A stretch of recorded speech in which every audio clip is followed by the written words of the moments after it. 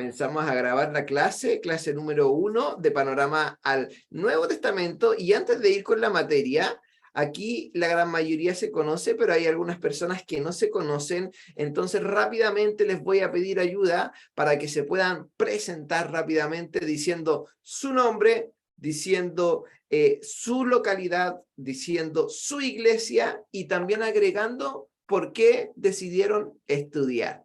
Así que yo le voy a pedir a la pastora Lidia que pueda comenzar diciéndolo. Pastora Lidia, usted que ya lleva un tiempo estudiando con nosotros, por eso creo que puede dar ahí el punto inicial. Bueno, yo creo que todos me conocen ahí y conozco a la mayoría de los pastores que están insertos dentro de nuestra corporación con una muy buena relación. Y yo Copiapó, me decidí a estudiar, aunque no pretendía hacerlo, por asunto de que uno ya a cierta edad como que no tiene mucha memoria, no retiene mucho, y el miedo de poder ver el asunto de los resultados, más que nada las tareas, o poder, quisiéramos entregar un escrito como corresponde, nos cuesta el análisis, me cuesta, pero me di cuenta de que en realidad sí tenía todas las ganas de poder estudiar, y a pesar de las deficiencias que uno presenta como persona adulta ya mayor, el Señor siempre está con nosotros y nos ayuda. Así que yo creo que el poder estudiar, el poder entender, el poder comprender la Escritura y poder hablar de la Escritura de la manera correcta, es indispensable dejarse enseñar. Y eso es lo que me ha motivado a seguir estudiando. Qué bueno, pastora. Muchas gracias, querida pastora Lidia, y me gusta mucho lo que comenta, porque hemos visto ahí su crecimiento y cómo va avanzando en todo este tiempo estudiando. Así que una bendición tremenda. Luis Donoso. Hola, yo, bueno, como ya dijo mi nombre, soy de Santa Amelia. ¿Dónde queda Mi Santa Amelia, principal perdón, para los que no sepan? comuna de Pichidegua, en la sexta región. Excelente. Mi principal motivación para estudiar es el crecimiento ministerial, porque es importante tener herramientas para poder trabajar. Si no, el trabajo se hace más tedioso y más lento. Es verdad. Y esa es mi principal motivación. Excelente, excelente. Muchas gracias, querido Luis. Ahora le voy a pedir a la pastora Marcela que lo pueda decir. Hola, bueno, mi nombre es Marcela, soy pastora de la Iglesia Metodista Pentecostal de Longaví. Bueno, mi deseo a estudiar es porque quiero aprender más de la palabra del Señor, como para enseñar, ¿cierto?, realmente cómo Jesús predicó, cómo se dejó ordenado en predicar la palabra de Él. Así que esa es mi intención, mi deseo de poder estudiar, y como decía mi pastora que decía, ya uno está avanzada en edad y la memoria como un poquito la traiciona, pero como me decía mi hija también, mamá, todo no lo va a aprender, no lo va a asimilar, pero lo que usted aprenda, Dios se va a agradar, y eso es mi propósito. Así que eso sería. Muchas gracias. Bendiciones Amén. para todos. Muchas gracias, querida pastora Marcela. Bienvenida al instituto. Y estoy absolutamente de acuerdo con su hija, con Connie. Estoy absolutamente de acuerdo. Acá nosotros no queremos formar a personas que se aprendan la Biblia al revés y al derecho de memoria, porque eso no tiene mucho sentido. Y quiero que se entienda bien lo que estoy diciendo, porque si yo me la aprendo, pero no la aplico y no la enseño de manera correcta, no tiene ningún valor. Por lo tanto, eso es lo que queremos nosotros realizar. Andrés Pérez, pastor querido. Bueno, mi nombre es Andrés. Bueno, mi nombre no es Andrés, es Gabriel, pero como mi padre también tiene el mismo nombre, me mencionan así para hacer la diferencia. Soy de la iglesia Ipetri en Salamanca, región de Coquimbo. Ahí el Señor me ha bendecido, siendo el sucesor de mi padre, pastoreando esa iglesia.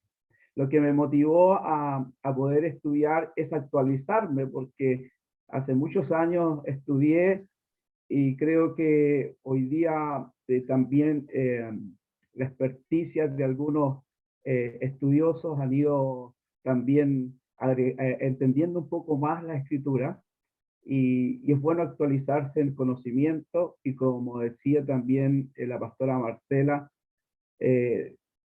porque eso le agrada a Dios, estar siempre buscando de Él, acercarse a Él, y espero estar en el centro de su voluntad para poder servir bien en su obra.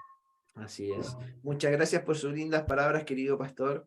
Que Dios le bendiga. Rodrigo, querido pastor Rodrigo Mora.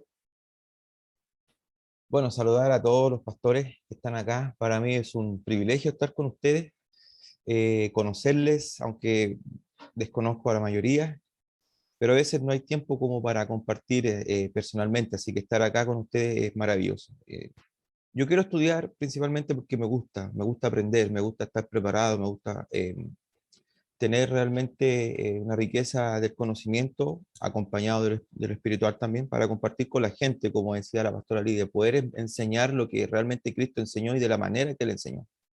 Y en segundo lugar, quiero aprender y quiero formarme bien en todo lo que es la palabra del Señor, porque como yo vivo en Viña del Mar y estamos pastoreando en Viña, en Valparaíso, y también estamos pastoreando en Quilpué, tengo un tremendo desafío acá, porque tengo una generación y gente que estudia mucho acá. Wow.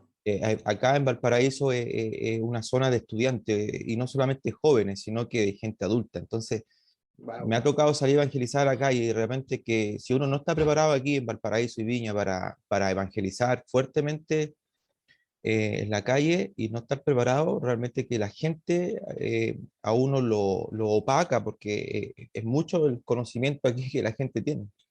Entonces me he visto enfrentado de que con lo que uno aprende, o con lo que uno ha aprendido, como decía Daniel, a veces no alcanza, no es suficiente, porque me he topado con gente que son, por ejemplo, directores de carrera, de filosofía, que tienen experticia, por ejemplo, en latín, en griego, y en el griego también que se hablaba a los tiempos de Jesús, y que saben mucha Biblia, pero no son cristianos. Exacto. Y ahí en donde uno dice, estoy atrasado, estoy atrasado. Entonces, para mí es un desafío súper grande Valparaíso, Qué en ese bueno. sentido. Así que igual estoy súper motivado, y sé que somos capaces, sé que podemos lograrlo juntos, apoyarnos, como decía la pastora Lidia, que a veces uno dejó de estudiar hace unos años, y los trabajos, pero el que sabe, el que tiene conocimiento y puede ayudar al otro, para eso estamos acá. Así que yo creo que la iglesia tiene que fortalecerse en esta área. Así es.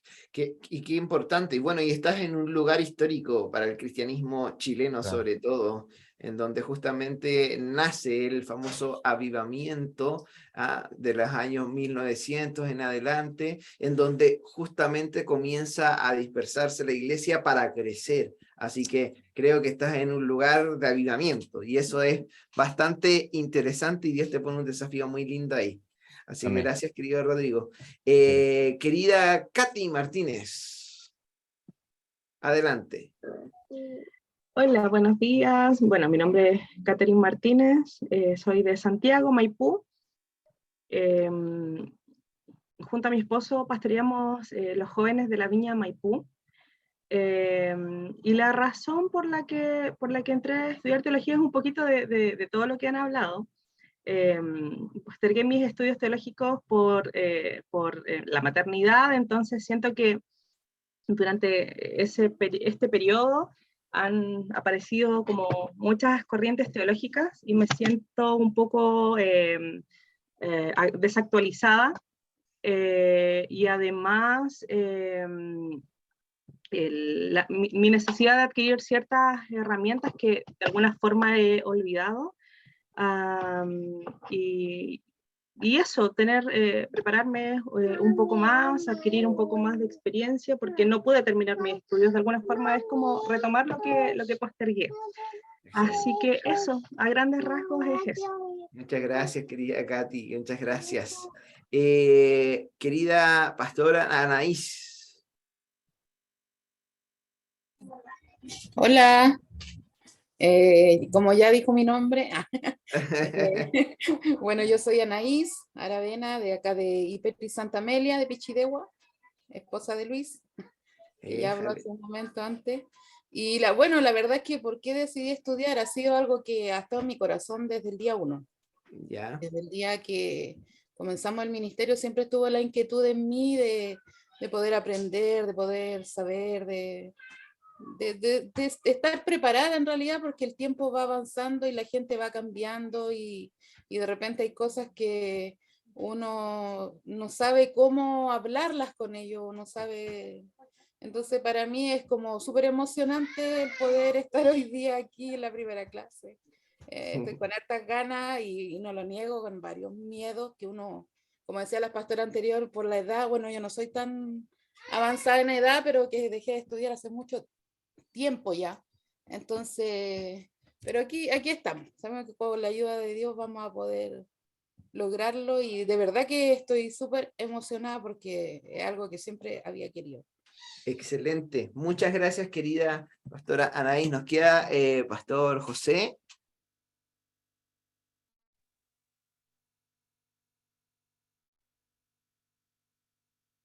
Sí, pastor José. Agradecido del Señor por este tiempo de poder estudiar. Yo igual estuve estudiando hace un tiempito atrás, antes de mi accidente. Estuve ahí también en INVIPEFI estudiando algunos ramos como teología contemporánea y libros históricos también. Y gracias al Señor porque puedo retomar. Para mí también el deseo de mi corazón es ese, poder aprender para no cometer errores, como le decía el pastor hace un momento acá, la pastora Lidia, que nos conocemos hace años también. Y esto enriquece mi vida, mi corazón, porque puedo desenvolverme en algunas áreas que uno ignora muchas cosas, pero gracias al Señor tenemos este medio, a ustedes que nos están animando también para estudiar. Bueno, yo soy de Copiapó también y de la IPETI Copiapó, IPETI 3, porque acá hay 3 IPETI. Así que damos gracias al Señor. Ese es mi deseo y siempre tener un espíritu enseñable para recibir cada enseñanza de ustedes. Excelente. Muchas gracias, querido pastor. Y nos quedaría la pastora Rosana Carvajal. ¿Cómo está? Bienvenida. No la había saludado. Dios le bendiga. ¿Se ¿Cómo escucha? está? ¿Se escucha? Sí, la escuchamos muy bien. Muy buenos días a todos ahí, los pastores y pastoras. También profesor, buenos días. Bueno, yo soy la pastora de acá de Salamanca, ¿ya? Y lo que me motivó también a estudiar es que la actualización del conocimiento ya de muchos escritores referente a los pensamientos ya y investigaciones bíblicas, y también motivar a las hermanas de la iglesia ya a leer más de la palabra del Señor, y la única manera es tratando de demostrar que la palabra del Señor es hermosa, es bella y nos encanta. Y si yo logro ese conocimiento, sé que la iglesia, las hermanas, aunque tengan una edad ya avanzada, se van a también encantar cada día más al leer la palabra del Señor. Así es. Eso es más el poder estudiar y adquirir también nuevo conocimiento. Yo hace muchos años atrás también estudié de la palabra del Señor, ya cuando tenía como 23 años. Y también el estudiar... Hace poco entonces, ¿ah? Hace poco. Hace poco, sí. El estudiar no es un privilegio mantener el estudio en nuestras vidas, el conocimiento. Y eso es más que nada de poder compartir con los demás pastores y pastoras y también conocernos en esta instancia de aprender de la palabra del Señor, que es lo más enriquecedor y más rico que podemos tener en nuestras vidas. Así es, muy de acuerdo, muy de acuerdo. Muchas gracias, querida pastora. Y nos quedaría nuestra querida pastora Anita María. Pastora. Bueno, mi nombre es Anita María, pastora de Arica. Creo que la motivación más grande para mí y el desafío es poder aprender más de la palabra del Señor, renovar mi mente, porque realmente estudiamos, pero ya hace muchos años, como decía la pastora Lidia, a veces uno dice, no, yo no voy a poder, para mí esto no es. Entonces, de verdad que es un desafío grande para mí, porque creo que cada día estamos aprendiendo algo nuevo y tenemos que aprender para poder entregar palabra fresca, enseñanza fresca, y qué mejor que aprender de los maestros, de los que realmente el Señor les ha dado el privilegio de poder enseñar, y también para nosotros poder aprender de la palabra del Señor. Así es que esa es mi motivación más grande. Excelente, excelente. Muchísimas gracias a cada uno de ustedes. No se me quedó ninguno, ¿cierto? ¿Todos se presentaron? Exactamente. Qué bueno. Ay, sí. Qué bueno. Bueno, vayamos entonces a lo que es la materia desde ya, a conversar, a lo que vinimos realmente, a ver el panorama al Nuevo Testamento o al Nuevo Pacto, que lo vamos a ver enseguida porque también le podemos llamar así. Por favor, les pido que en cualquier lugar donde usted pueda anotar, pueda guardar, anoten mi correo y mi número telefónico. Si es que ya lo tienen en su WhatsApp, en su contacto, genial. Si es que no, por favor, anótelo, porque a través de ese medio, lo más probable es que usted tenga que entregar algún tipo de trabajo o tenga que consultar algo y lo hace directamente conmigo. Casi siempre trato de responder enseguida. Obviamente hay ocasiones en donde uno está ocupado, uno no puede estar contestando, no sé, uno va manejando o está en un lugar en donde no puede sacar el celular por respeto al lugar o porque va en la calle. Entonces uno se demora a veces un poco ahí en responder. Pero por favor, mi correo, dani con 2i.ignacio@gmail.com, y mi teléfono es 65803645. De todas maneras, esta presentación que yo les voy a mostrar ahora y en cada clase siempre va a ser enviada al grupo de WhatsApp en donde vamos a poder estar compartiendo. Bueno, para comenzar, lo primero que tenemos que ver y lo primero que se ve en cada curso es el plan de trabajo o la planificación que nosotros vamos a estar haciendo durante estas 9 clases. Por lo tanto, vamos a comenzar a ver desde ya cómo lo vamos a hacer.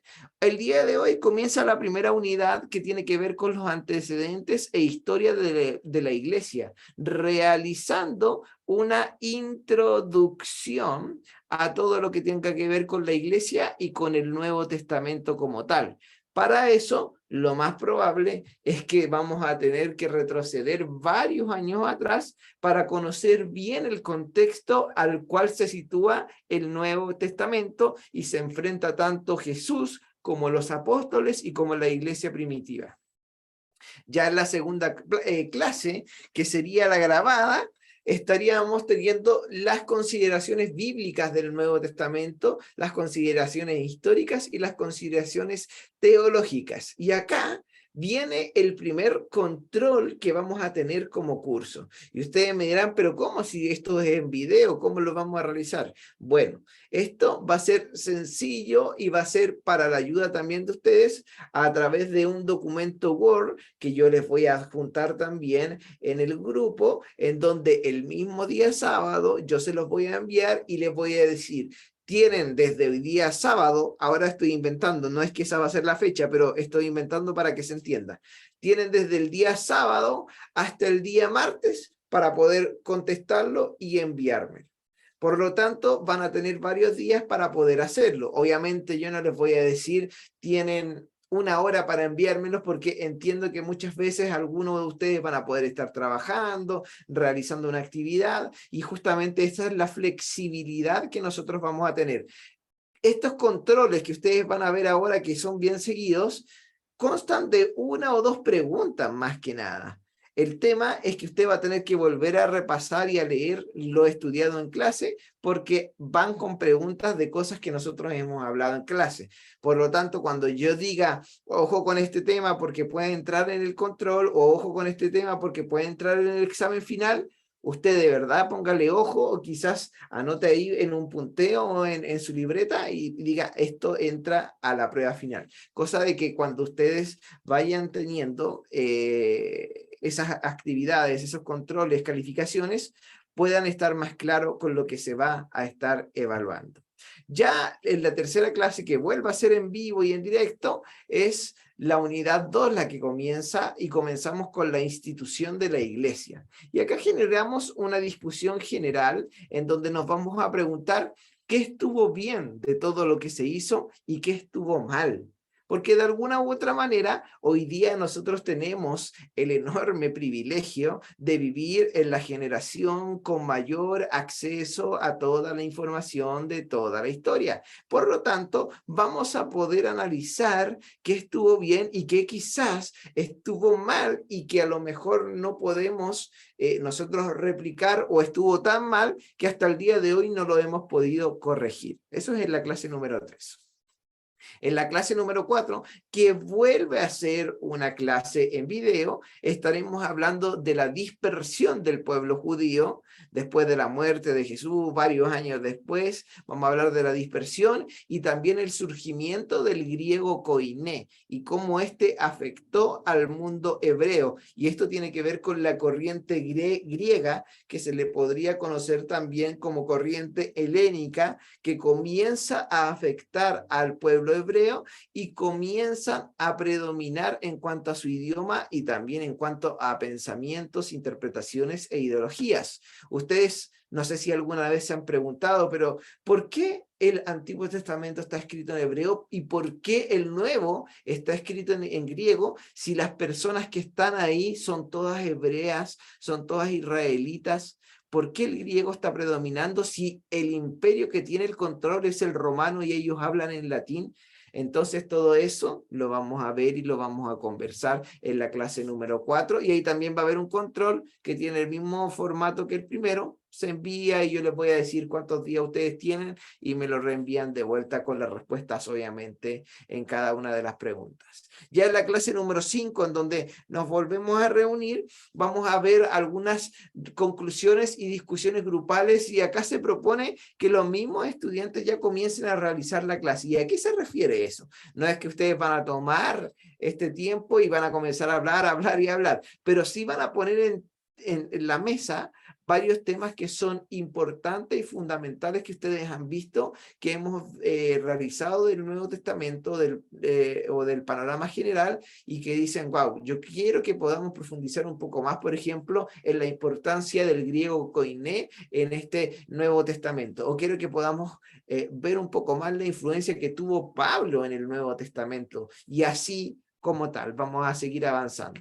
Ya en la clase número 6 vamos a realizar y le voy a enseñar una crítica textual al Nuevo Testamento. ¿Qué quiere decir una crítica textual? Que vamos a ir directamente a los errores y las falencias que el Nuevo Pacto, Nuevo Testamento puede tener. Ustedes me van a decir, Daniel, pero ¿cómo es la palabra del Señor? ¿Cómo va a tener errores? ¿Cómo va a tener cosas que están mal escritas o mal? No, es que lo que nosotros tenemos hoy día y las Biblias que nosotros tenemos hoy día, déjenme decirles con mucho cariño y respeto a cada uno de ustedes, no son el texto original.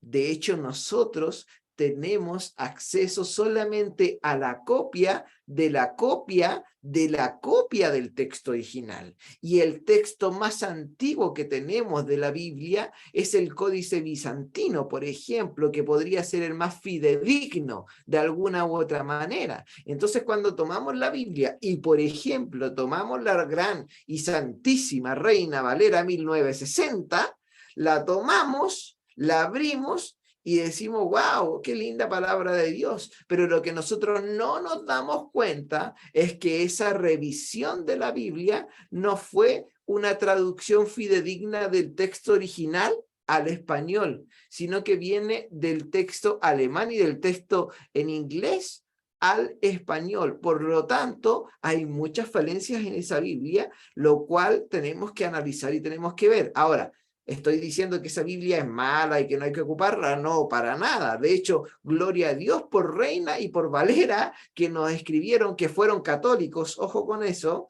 monjes católicos. Por lo tanto, la Reina Valera vendría siendo una Biblia católica. Ojo con ese detalle que también es importante e interesante, que tampoco influye en nada, pues no tiene nada negativo, pero de alguna u otra manera nos muestra o nos dio, más que nos muestra, nos dio una apertura para que nosotros, los latinos, los que hablamos el lenguaje en español, podamos entender la palabra del Señor. Fue la primera que apareció. De hecho, antes de la 1960 existe otra y existen varias más. De hecho, la Biblia del oso, como se le reconoce, y es la que justamente primero aparece. ¿Y por qué se reconoce como Biblia del oso? No porque la escribió un oso, sino porque en la portada de la Biblia aparece un oso. Y ese es el término de por qué se le llama la Biblia del oso, que vendría siendo la Septuaginta, perdón, que es la Biblia que nosotros tenemos como primer acceso. Ya en la clase 7 viene lo bueno. En la clase 7 vamos a tener exposiciones. Y estas exposiciones son 4. Por lo tanto, en este curso creo que somos cerca de 14 personas. Vamos a tener que dividirnos en 4 grupos distintos y abordar las diferentes temáticas. Primero, panorama al Nuevo Testamento, que vendrían siendo los primeros 100 años. Segundo, crítica textual, obviamente, al Nuevo Testamento. Tercero, características de la iglesia primitiva. Cuarto, aplicaciones del Nuevo Testamento en la iglesia actual. Entonces, ¿cómo lo vamos a hacer? Primero, ustedes tienen que saber que yo les voy a enviar una rúbrica de evaluación. ¿Qué significa eso? Que en este documento ustedes van a poder tener qué es lo que yo voy a evaluar de la presentación. El origen, el desarrollo, el lenguaje, el formato, la creatividad, la bibliografía, las conclusiones que ustedes pueden sacar, entre otras cosas. La idea ahí es exponer estos temas y también el tiempo, por supuesto, porque esto va a tener un tiempo determinado. Supongamos que por cada grupo van a haber cerca de 3 a 4 personas. Por lo tanto, si hay 3 personas, la exposición debería durar cerca de media hora, porque serían 10 minutos por cada persona. Si hay 4, la exposición debería durar 40 minutos aproximadamente, pero a eso hay que sumarle que cuando las personas dejan de exponer, la idea es que nosotros como comunidad estudiantil podamos generar preguntas o dudas o consultas que realmente nos dejan sus exposiciones. Por lo tanto, siempre cada presentación va a durar como 1 hora. Entonces, lo más probable es que entre la clase 7 y la clase 8 vamos a tener que realizar las exposiciones. Y ahí es donde a lo mejor, en vez de tener clases saltadas, vamos a tener 2 clases juntas, por ejemplo. Me refiero a clases en vivo y no una en vivo y otra en video. Ya en la clase 8 estaríamos hablando de los libros en disputa, testimonios de versiones, en la clase 9 realizando algunas conclusiones y teniendo el examen final.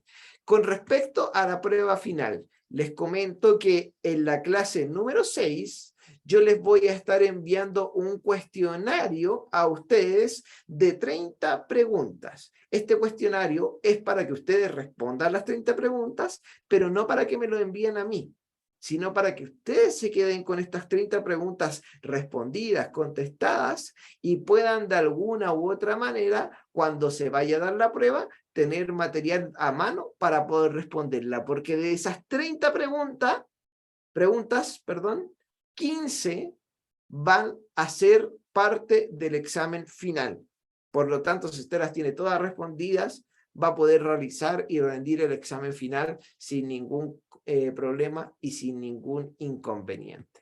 Entonces, lo que yo necesito ahora y que ya lo comiencen a analizar de aquí a unos minutitos más, es que, ¿qué tema van a escoger?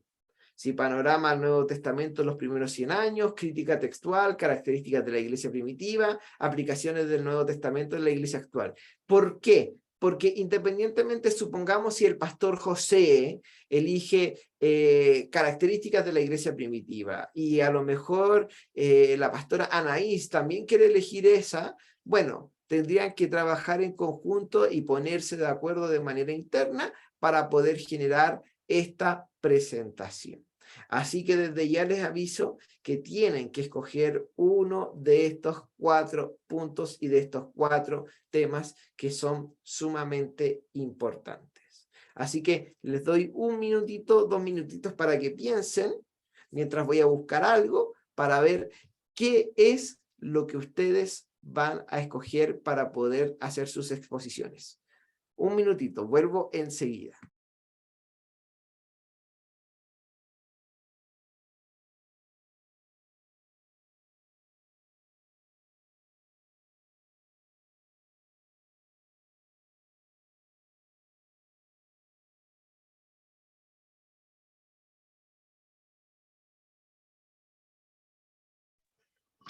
¿Quién ha elegido ya?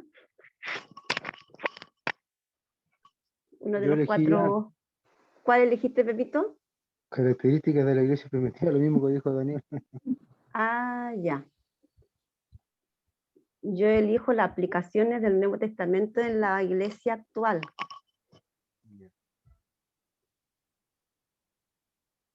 Tenemos que formar grupo, ¿no? Sí. Claro, de los que elijan cada tema.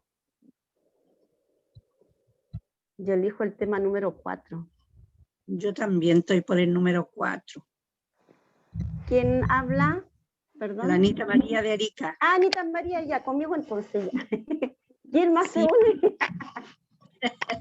Porque de verdad que estaba media indecisa, pero ¿Sí? es como, no sé, la que me... Creo que la 4. Ya, sí, yo opté por la 4 igual. Aunque la crítica textual también está buena. Yo estaba indecisa. Sí, por pero eso me quedo y con la 4. Sí. Pero creo que con la 4, me quedo con la 4. Ya. Estoy escuchando que ya están eligiendo. Me parece súper bien, me parece súper bien. Rodrigo Mora, el pastor Rodrigo, ya eligió panorama al Nuevo Testamento, así que ya tenemos ahí a una persona. ¿Quiénes más han elegido otro? Yo el 3, Daniel. Ok, pastor José. Yo el 4. Usted el 4, pastora El 4, Lidia. sí. La pastora Anita de Arica también elegí el 4. Ok, perfecto. Adelante, ¿los demás? Por acá con mi esposa elegimos crítica textual. Ok, perfecto. Muy buen tema. Yo también Marcela, crítica textual. Pastora Marcela, ¿usted también crítica textual? a ver, no, panorama del Nuevo Testamento, los primeros 100 años. Ah, ok. Dame un segundo. ¿Ya Sí. alguien más había dicho crítica textual, parece? Sí, yo, Katy. Ah, ya, perfecto. Nosotros también crítica textual, pastor. ¿Quién es? Ah, usted, Andrés Pérez. Ok, crítica textual. Excelente. Van a tener harto material allá. O la esposa. Sí. No, por supuesto. Van a tener Crítica harto- textual. Sí, van a tener harto material. Ok. Y ya, y de los presentes, entonces, todos ya eligieron. ¿Hay alguien que no? Creo que todos eligieron. Excelente, me parece muy bien. Los que han Entonces, faltado. y los que Perdón, el pastor faltaron, Lidia. Dani, Adelante. perdón, y los que faltaron se agregan al grupo, sí, a cualquiera de los grupos, Exactamente, ¿cierto? los que faltaron Ya. se van a tener que sumar a cada uno de los que están acá ya anotados. Así que Ya. ellos seguramente me van a escribir de manera interna por haber visto esto o por el grupo y ahí se van a poder estar inscribiendo para poder ya tener este tema. Algo importante que mencionarles. ¿Cómo son los porcentajes de evaluación? ¿Cómo los vamos a medir? Algo que ustedes deben saber. Nosotros no medimos la nota del 1 al 7, sino que lo hacemos de manera porcentual del 0 al 100, donde el 70 vendría siendo lo que es un 4. Y el 100, obviamente, vendría siendo lo que es un 7. Entonces, si usted obtiene una nota menor a la del 70, vendría teniendo una calificación roja, ¿ya? Pero si es superior, desde el 70 hacia arriba, ya vendría siendo azul y podría pasar el ramo. En ese porcentaje del 100% de la totalidad de la nota final, el 20% corresponde a los controles que vamos a realizar. El 30% corresponde a las exposiciones que vamos a realizar. Y el 50% corresponde a la prueba final. Por lo tanto, si ustedes de alguna u otra manera se presentan en la exposición y dan el examen final, ya van a estar pasando y avanzando para tener una nota azul. Ahora, si quieren optar a la nota máxima, lo cual es la idea, tienen que entregar todos los controles. Ahora también les aviso que si yo les digo, por ejemplo, el control lo van a tener hasta el próximo martes, 12 de la noche como máximo para poder entregar, y ustedes me lo entregan el día jueves sin ningún aviso porque a lo mejor tuvieron más trabajo, estuvieron enfermos, qué sé yo, eso va a tener obviamente un descuento porque no podemos tener el mismo sentido de evaluación con las personas que lo entregaron a tiempo con los que no. Así que ustedes deben entender eso. ¿Ok? Hasta ahí, ¿alguna duda, pregunta, consulta? No, profesor, en el sentido de la parte de que uno se olvida o se traspapeló, por poder decir, como la mayoría, algunos trabajamos, a veces nos podemos traspapelar con la información y toda la preocupación también de nuestro trabajo, más la iglesia y todos. Usted siempre va a estar mandando un recordatorio a la evaluación o a la entrega del trabajo, ¿no es cierto? Claro, sí. De hecho, vía WhatsApp vamos a estar comunicando todo el rato porque esa es la idea. La idea no es para nada perjudicarlos. Al contrario, la idea es poder ayudarlos para que no se les olvide nada, para que recuerden. Y yo les voy a estar diciendo, acuérdense de completar el cuestionario, que ya lo enviamos hace una semana. Acuérdense que queda tanto para la exposición, etcétera, etcétera. Pastor Rodrigo. Los controles son con desarrollo, me imagino, ¿cierto?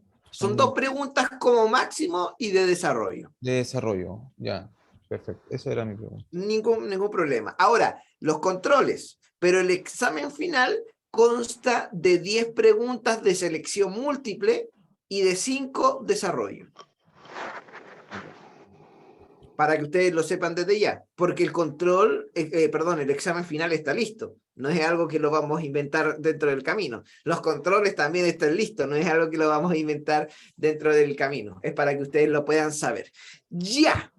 Vamos entonces a comenzar. Ahora sí que sí con toda la materia. Después de toda esta explicación que es necesaria. Es muy necesaria para poder entender. Así que Dios nos comience a guiar en esto que nos encanta. Nosotros vamos a estudiar el panorama al Nuevo Testamento, ¿cierto? Lo vamos a analizar y cuando hablamos de testamento tenemos que ir a un diccionario bíblico evangélico para ver qué quiere decir. Entonces, cuando vamos a ese diccionario bíblico, sobre todo el hispanoamericano o el mundo, existen muchos, ¿ah? Existen muchos. De hecho, si ustedes me permiten, yo les voy a enviar en PDF un diccionario bíblico para que ustedes lo puedan tener y así ustedes puedan estar ahí revisando, no necesariamente para este curso, pero para su vida habitual, predicaciones, etcétera, el significado de las palabras tanto en hebreo y en griego, y eso ayuda bastante. Ayuda bastante. Entonces, cuando vemos testamento, vemos que viene de la etimología griega, que significa, o que se pronuncia, mejor dicho, diatek, tal cual como se lee, diatek. No está escrito en griego, está escrito en español para que ustedes sepan cómo se pronuncia. Entonces, testamento en griego se pronuncia, diatek, y significa última voluntad y testamento. Pacto y contrato. En Hebreos, capítulo 9, del 15 al 17, diatek, testamento, claramente significa eso, pero también tiene el significado de pacto. Pero en todos los demás casos, en donde en el Nuevo Testamento aparece esta palabra diatek, equivale a convenio, más que a un testamento. Y en el sentido de un acuerdo entre dos partes, en donde para que podamos ser exactos, a un pacto entre una persona que es superior, que vendría siendo Dios, y una persona que es inferior, que vendríamos siendo nosotros los seres humanos. Y en el cual el primero, que es Dios, establece las condiciones, y el segundo, que somos los humanos, estamos comprometidos a poder cumplirlas. Por eso la expresión Antiguo Testamento y Nuevo Testamento realmente vendría significando Antiguo Pacto y Nuevo Pacto. Es decir, que la provisión divina para la salvación de los hombres en los tiempos del Antiguo Testamento y Nuevo Testamento, como tal lo dice Hebreos, está marcado entre el Antiguo y un Nuevo Pacto. Por eso, traducida de buena forma, esa palabra debería ser el antiguo pacto que Dios hizo con los hombres y las mujeres a través de Moisés, pero que Dios volvió a realizar a través de Jesús, y es el nuevo pacto que rige en adelante. Entonces, pregunta de prueba. Atención, pregunta de prueba y de examen final. ¿Dónde comenzaría el nuevo pacto? Si lo vemos de esta manera, ¿dónde comenzaría? Bueno, ahí viene algo interesante. Cuando nosotros abrimos nuestras Biblias común y corriente, da lo mismo la versión, las abrimos, dice Antiguo Testamento y Nuevo Testamento. Y el Nuevo Testamento viene comenzando con el libro de Mateo. De Mateo hacia adelante. Pero para tratar de ayudarles un poco más en esta pregunta que ya estamos ahondando y ya estamos revisando, les sugiero otra pregunta para que a lo mejor lo puedan analizar mejor. Jesús, ¿en qué época o tiempo vivió? ¿Vivió en el tiempo del antiguo pacto o en el tiempo del nuevo pacto? Porque, ojo, recordemos que Jesús no tenía el Nuevo Testamento o el Nuevo Pacto para poder predicar. Él predicaba con la Torá y con el Tanaj. ¿Qué sería la Torá? La Torá sería el Pentateuco, los primeros 5 libros de la Biblia. Y de hecho, acá yo tengo lo que justamente vendría siendo, a ver si lo puedo tener, acá está, el Tanaj. Si ustedes lo ven ahí, me puedo acercar, la luz alumbra mucho, pero ahí lo dice Tanaj. Ustedes lo abren, este libro es al revés, es de izquierda a derecha. Ustedes lo abren y se dan cuenta que en una parte está escrito en hebreo y en la otra parte está escrito en español. Y eso ayuda muchísimo a poder comprender mejor lo que era el Tanaj. El Tanaj, la Torá se compone por los primeros 5 libros de la Biblia. El Tanaj se compone por libros históricos, profetas y libros poéticos. Entonces ellos no tenían acceso al Nuevo Testamento. Por lo tanto, Jesús no vivió en la época de la gracia, porque la época de la gracia no fue parte de Jesús en cuanto a su vida, sino que fue parte de Jesús cuando él se fue e instauró al Espíritu Santo en medio de las personas. Por lo tanto, cuando pregunto, ¿dónde comienza el nuevo pacto? La respuesta correcta vendría siendo en Hechos 1. Cuando el Señor se va y les dice a sus discípulos, les conviene que yo me vaya, porque ahora viene sobre ustedes el Espíritu Santo. Y ahí comienza el nuevo pacto, y ahí no solamente comienza el nuevo pacto, sino que ahí realmente comienza el inicio de lo que vendría siendo la iglesia y el cristianismo como tal. No en Mateo, sino que cuando Jesús asciende y desciende el Espíritu Santo.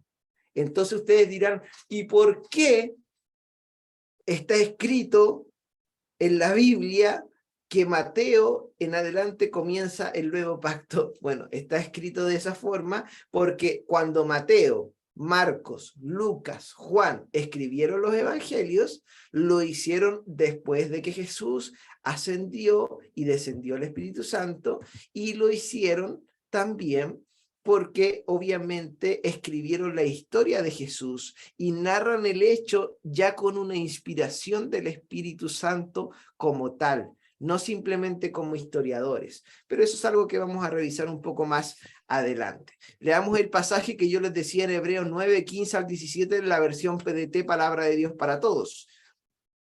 Por esta razón, también es mediador del nuevo pacto para los que han sido llamados, reciban la promesa de la herencia eterna, ya que intervino muerte para redimirlos de las transgresiones bajo el primer pacto. ¿Cuál es el primer pacto? El de Moisés, el que Dios hizo con los hombres a través de Moisés. Porque donde hay un testamento, es necesario que se presente constancia de la muerte del testador. Por lo tanto, cuando muere todo esto con Israel, también muere de alguna u otra manera este pacto, en el sentido de que ya fue tomado por el mismo pueblo de Israel, pero ahora comienza uno nuevo. Y el testamento es confirmado con la muerte, puesto que no tiene vigencia mientras el testador está vivo. Por eso es que el nuevo pacto es el que corresponde y el que viene ahora en adelante, porque el testador está vivo y estamos hablando de Jesús. O sea, estamos hablando que hoy día vivimos en el nuevo pacto. Es más, de hecho, las Biblias que son para estudio como una Biblia textual, porque ustedes me piden y me dicen, Daniel, recomiéndame una Biblia, yo les recomiendo inmediatamente la Biblia textual, edición número 4, y en esa Biblia aparecen todos los códices de dónde ha sido interpretada. Es una Biblia bien particular, porque es una Biblia de estudio, ojo con este detalle, es una Biblia de estudio en donde, de hecho se las voy a mostrar, porque es interesante.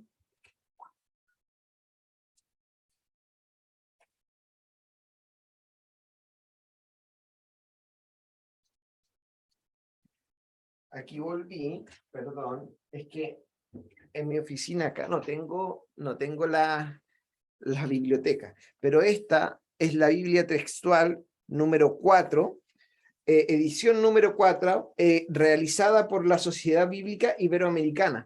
Ustedes la abren y lo primero que se encuentran es justamente los avances críticos y de dónde sacaron todo este tipo de interpretación. Y acá habla del texto masorético, de la Septuaginta, del Pentateuco samaritano y de los manuscritos del desierto de Judea, cosa que fue encontrada en el año 1940 aproximadamente, no hace mucho tiempo.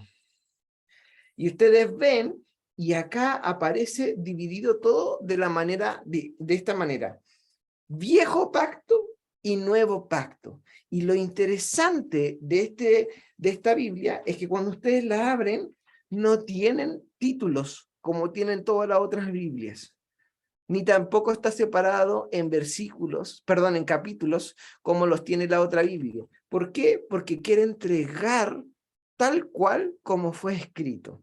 Y eso nos ayuda a entender mejor la palabra del Señor. Entonces, ya sabemos la diferencia entre el antiguo o viejo pacto y el nuevo pacto. Eso es algo súper importante que tenemos que entender.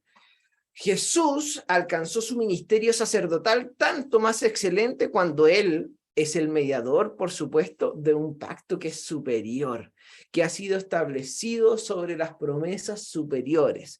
Porque si el primer pacto hubiera sido sin defecto, no se habría procurado llegar para un segundo, pero tenía defectos el primer pacto. Reprendiéndoles, dice el Señor, he aquí que vienen días, dice el Señor, en que concluiré con la casa de Israel y con la casa de Judá un nuevo pacto, no como el pacto que hice con sus padres en el día que los tomé de la mano para sacarlos de la tierra de Egipto. porque ellos no permanecieron en mi pacto, y yo dejé de preocuparme por ellos, dice el Señor, porque este es el pacto que haré en la casa de Israel después de aquellos días, dice el Señor. Pondré mis leyes en la mente de ellos, y en su corazón las inscribiré, y yo seré para ellos Dios, y para mí ellos serán pueblo. Nosotros somos muy privilegiados con lo siguiente. Y la desgracia de otros viene a ser fortuna y bendición para otros. Y es que porque los judíos no reconocieron a Jesús como el Mesías, este pacto vino a abrazar a todos los demás que quisieran reconocer a Cristo, a Jesús como el Cristo y como el Hijo verdadero del Señor. Y en ese grupo contamos nosotros, porque quiero decirles que la Biblia, primero, no fue escrita para nosotros, fue escrita para la gente del momento actual, en ese entonces. Segundo, el Evangelio, el cristianismo, no estaba pensado para que nosotros lo viviéramos. Estaba pensado para los judíos, pero ellos no lo entendieron y no quisieron aceptarlo. De hecho, hasta hoy día no lo quieren aceptar. Si usted va a Israel, que hoy día no es un pueblo judío, es un pueblo musulmán, como mayoritariamente la gran parte de los pueblos orientales, y segundo grupo de creyentes no son los judíos, sino que son los ateos, y después como tercero vendrían los judíos. Ustedes van y los judíos que están ahí, ortodoxos, conservadores, apedrean a los cristianos, le tiran escupo, los echan, los golpean, porque les dice, váyanse de aquí, esta tierra es nuestra, no le pertenecen a ustedes. Y de hecho se burlan y se ríen de los cristianos que ocupan banderas de Israel para poder mostrar el cristianismo como tal. Entonces, gracias a que ellos no reconocieron al Señor, nosotros hemos alcanzado esa gracia y amor inmerecida. Rodrigo, adelante.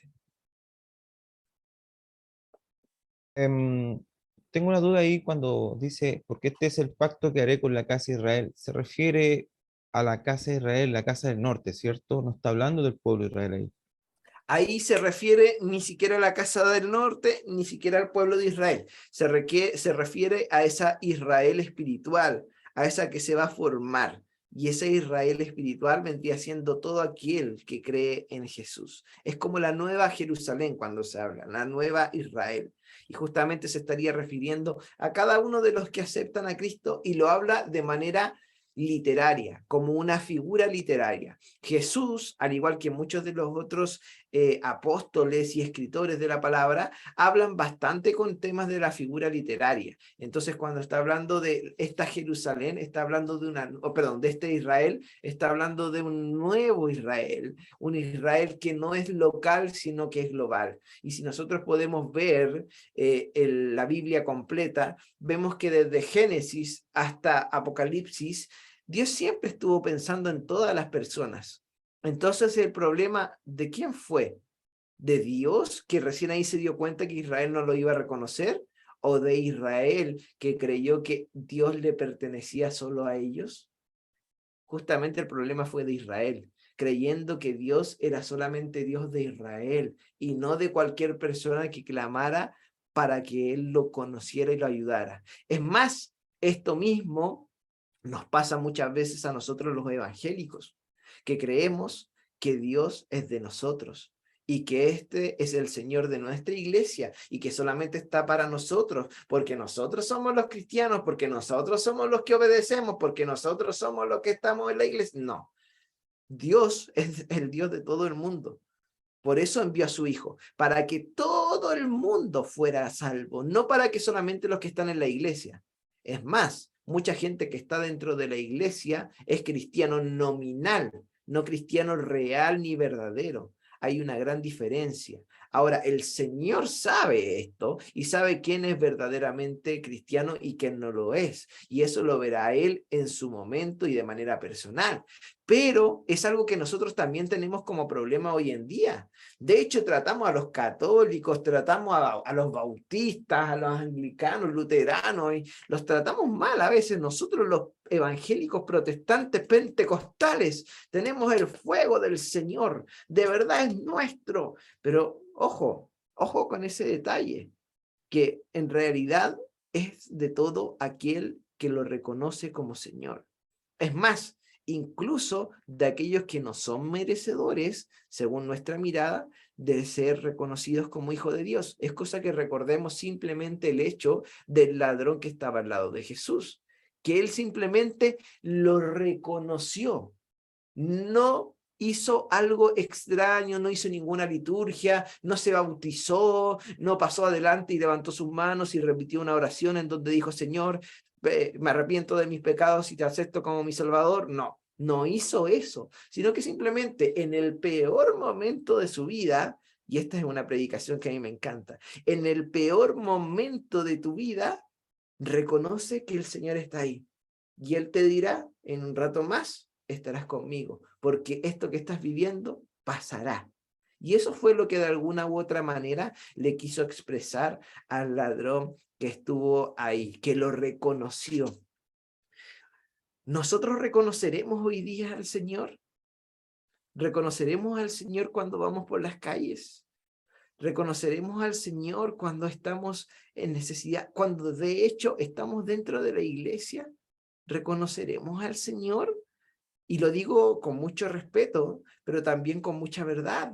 A veces nos preocupamos tanto del funcionamiento de un culto, de un servicio, y reconoceremos en las personas la necesidad que hay del Señor. Eso es justamente lo que nos lleva a examinar y a pensar cada cosa que estamos viendo. Bueno, hay antecedentes que tenemos que sí o sí ver y mirar con respecto al Antiguo y Nuevo Pacto. Al definir los límites que hemos estado hablando, que son apropiados dentro de los que los estudiantes del Nuevo Testamento deben moverse en cuanto a sus investigaciones, está de más decir que los libros que constituyen el Nuevo Testamento o Nuevo Pacto deben ocupar el lugar central. Pero ninguna evaluación de estos documentos que ignore su medio puede ser considerada adecuada. ¿Por qué? Porque uno debe retrotraerse hasta el periodo intertestamentario. ¿Alguien sabe lo que significa intertestamentario?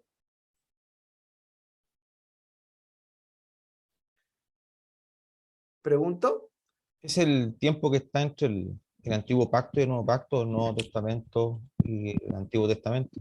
Así es, son justamente, querido Rodrigo, esos famosos 400 años de silencio en donde se supone que Dios no le habló a nadie y estuvo en silencio.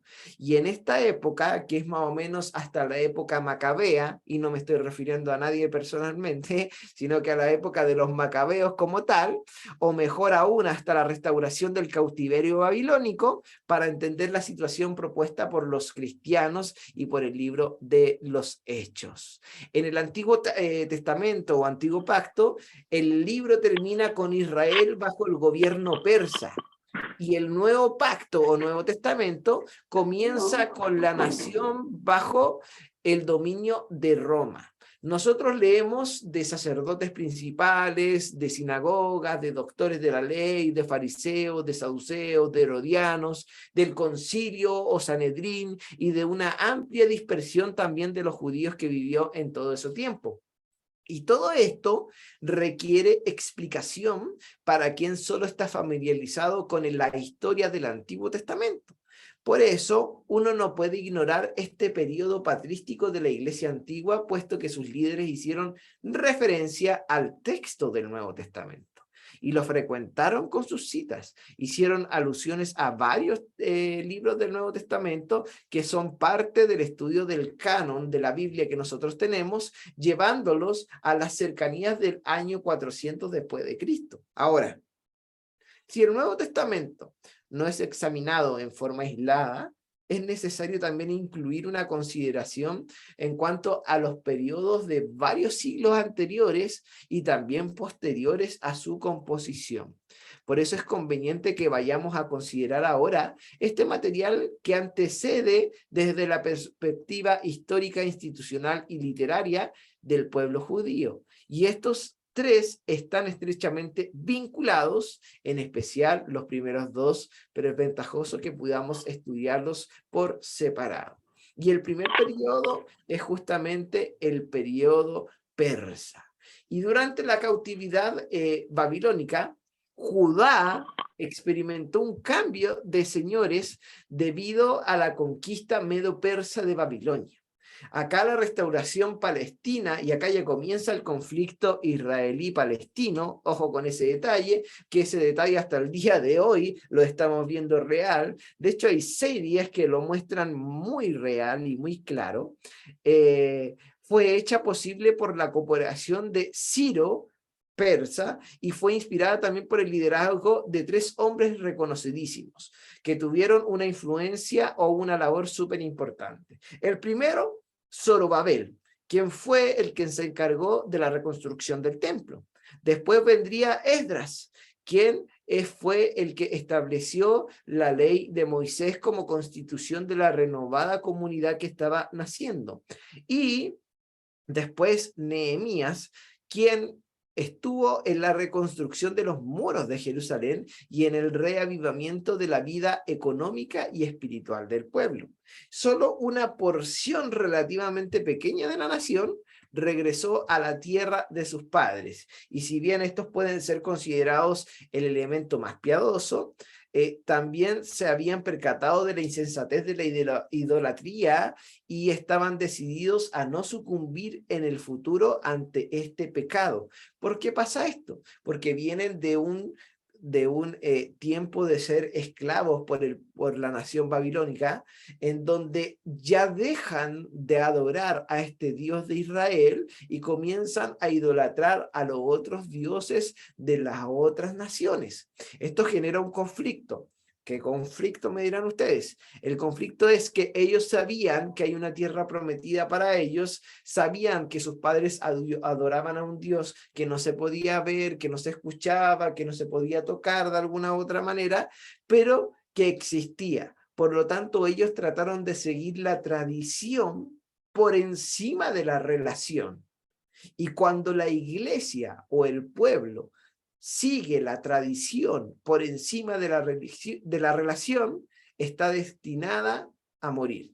Por lo tanto, hubieron personas como los que mencioné hace un rato, Zorobabel, Esdras, Nehemías, que ayudaron a poder mantener esta idea de que lo que a este pueblo de Israel tiene que regirle es la ley mosaica y la comunión con Jehová, con Yahvé, con el Padre que ellos han creído desde algún momento. Esto no les generó un momento agradable, al contrario, esto les resultó un momento bastante difícil y fuerte, sobre todo con la comunidad de religiosos que estaban dentro de estos israelíes que se fueron de Babilonia a este pueblo de Israel. Ahora, está de más decir que los que de Babilonia salieron no fueron todos los israelíes, solo fue un grupo pequeño, un remanente que se fue a este pueblo.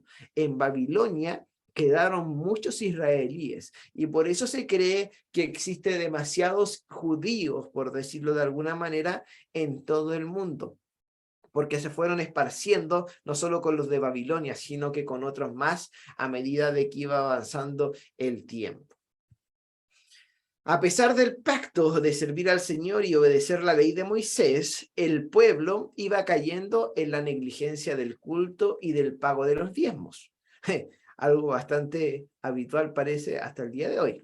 La santidad del sábado era bastante descuidada, como también lo era la provisión de los matrimonios mixtos. El tema del Shabbat, de guardar el día sábado, de esperar en el Señor, era algo que no se estaba cumpliendo, de descansar ese día, no se cumplía como tal, y lo otro es que tampoco se cumplía, era que los judíos se casaran con judías y no con otras mujeres de otras naciones, cosa que casi nunca se cumplió. Por eso es que muchos creen, eruditos y estudiosos de la palabra, que como judíos puros no existe ninguno, porque todos de alguna u otra manera fueron mezclados. Es cosa que retrocedamos el tiempo a los tiempos de Salomón.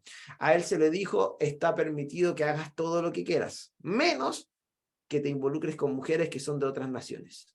Y el que hizo todo lo contrario. Se involucró con muchísimas mujeres de otras naciones. Y eso es algo que se ha repetido a través de la historia en Israel, en el Israel bíblico. Una causa parcial, por ejemplo, de la declinación fue el resentimiento de esta población mixta y no israelita de Palestina en contra del intento de poder reconstruir la nación de Israel sobre una base que fuera purista, cosa complicadísima. Esto hicieron todo lo que pudieron para poder obstaculizar dicho esfuerzo. De hecho, la renuncia de los judíos al permitir que los samaritanos participasen en la construcción del pueblo produjo también un profundo antagonismo que se refleja en el Nuevo Testamento y que llevó al establecimiento del culto sismático en el monte Gerizim, mencionado en el capítulo 4 de Juan, ya que los persas no estaban dispuestos a poder tolerar la restauración del reinado davídico. Después de la experiencia con Zorobabel, el oficial de más alto rango, que era el sumo sacerdote, quien era el responsable de un modo general ante el gobierno persa, llegó y dijo, ok, aquí hay que parar y hay que tomar decisiones. Y en base a esas decisiones hubo un resultado final de este ordenamiento, el cual fue introducir una veta política y secular en un oficio que históricamente había sido de carácter sacerdotal. Ahora ellos ya no tenían al sacerdote como el más alto o el mayor, sino que tenían a un gobernante, a alguien de alto rango dentro de la militancia que los estaba guiando. ¿Por qué pasó esto? Porque los pueblos tenían miedo que nuevamente en Israel se levantara un rey como David. Y si se levantaba un rey como David, o como Saúl, o como Salomón incluso, ellos sabían el poder que podían tener por el Dios al cual ellos creían. Porque las historias de que Israel venció a todos sus enemigos, eso fue algo que se esparció por todo el mundo. No fue algo necesariamente que solo se enteró el pueblo israelí. Entonces, primero tenemos el periodo persa. Después comenzamos con el periodo alejandrino y estamos hablando 332 a 301 años antes del nacimiento de Cristo. Y después de la batalla de Islos y de la retirada de Darío hacia el este, aparece Alejandrino, que se movilizó para asegurarse de su sumisión en Siria, Palestina y Egipto, naciones que gobernaban alrededor de Israel, y antes de enfrentar nuevamente a su adversario persa en el campo de batalla. Todo el Levante fue profundamente afectado por este hombre y sus logros, siguiendo los pasos de su padre Felipe de Macedonia como guerrero y el consejo de su maestro principal, el filósofo Aristóteles. Estamos hablando de Alejandrino, Alejandro Magno más adelante, y estamos hablando de Aristóteles. No estamos hablando de cualquier persona, estamos hablando de gente que sabía muchísimo y tuvo un gran alcance. Y siguiendo los pasos de su padre, como les decía, Felipe, Alejandro superó a ambos enemigos en sentido que demostró ser, primero, un genio militar, más grande todavía que su padre, y que alguna de sus ideas fue mucho más allá que las de su propio maestro Aristóteles. ¿Cuál era la meta de Alejandrino? Era poder vengar la invasión persa bajo Jerjes, pero su propósito a largo alcance era más bien cultural, porque el tipo era estratégico. Lo que él quería era helenizar el Oriente, era sembrar la cultura griega en el Oriente, porque si él lograba esto, entendía que ya no necesitaba ir a la guerra, porque religiosamente ya gobernaba todos los otros países, todas las otras naciones, lo cual es absolutamente estratégico y lo cual de alguna u otra manera hoy día hay una religión mundial que lo está tratando de hacer, que es la religión musulmana. La religión musulmana hoy día está mezclada en todo el mundo y va creciendo con muchísima fuerza, no solamente porque evangelicen. De hecho, ellos no se desgastan, que se entienda lo que voy a decir, no se desgastan en evangelizar. Ellos crecen y promueven el crecimiento a través del crecimiento familiar. Entre más hijos e hijas tengan, más bendecidos son por Alá. Eso es lo que ellos creen. Por lo tanto, tener 5 o 6 hijos para ellos es común, es normal y está muy bien visto. Los que tienen un hijo o 2 hijos como máximo no son mirados con tanta altura o con tanta bendición, porque se les dice que Alá no los bendijo como a los demás. Entonces ahí también hay un tema cultural.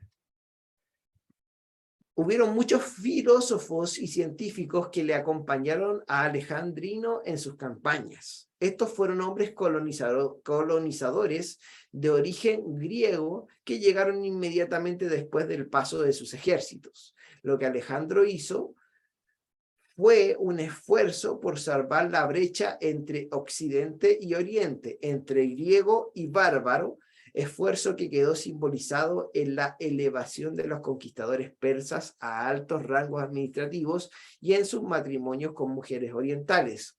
Otra estrategia bastante interesante, tomar a los otros que son de otros pueblos, de otras naciones y mezclarlos con mujeres que eran griegas. Eso generaba una influencia griega en todas las culturas. Este hombre pensó en todo, era muy intencional y era alguien que sabía cómo poder abordar este tipo de conflictos. La llegada de Alejandrino después a Palestina significó que esta zona estratégica, porque Palestina es un lugar muy estratégico, por eso Israel lucha por recuperarla y es apoyado por Estados Unidos, significó que esta zona estratégica comenzó a ser expuesta al proceso de helenización a través de la cultura griega, lo que fue contribuyendo mucho a neutralizar la nación a años posteriores.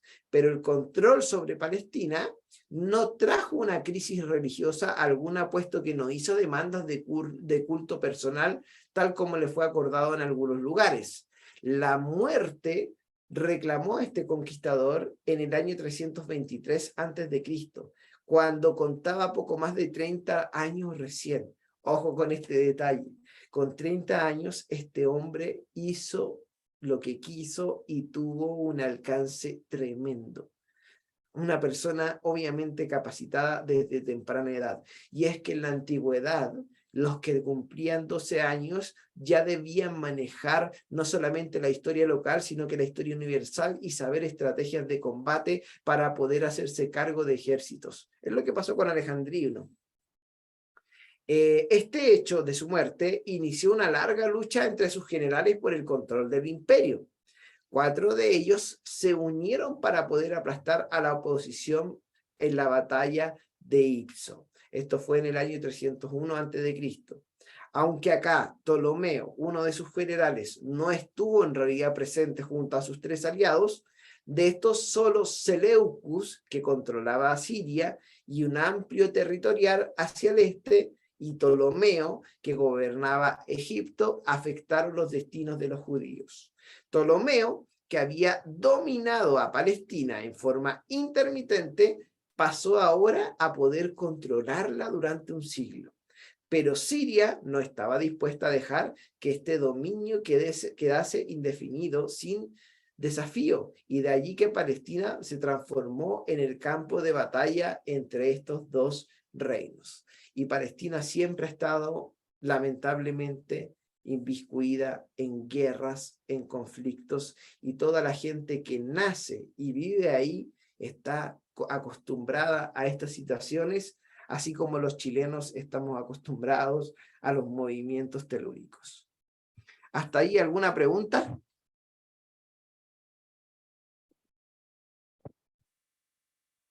Lo que estamos viendo es solo historia, y esto es para poder contextualizarnos. Por eso les pregunto si hay alguna consulta. Ok. Seguimos entonces. Después del periodo de Alejandrino, aparece el periodo egipcio, que dura del 301 al 1998 a.C. Y ustedes dirán, nuevamente aparecen los egipcios, yo no tenía idea de esto. Sí, aparecen los egipcios, pero de alguna manera no tanto como egipcios, ni como en ese tiempo ocurrió con Moisés. ¿Por qué?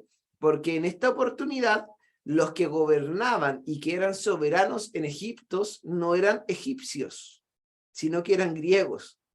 Porque los griegos tenían esa mentalidad de mezclarse y de poder ayudar y apoderarse de las otras regiones con mayor fuerza.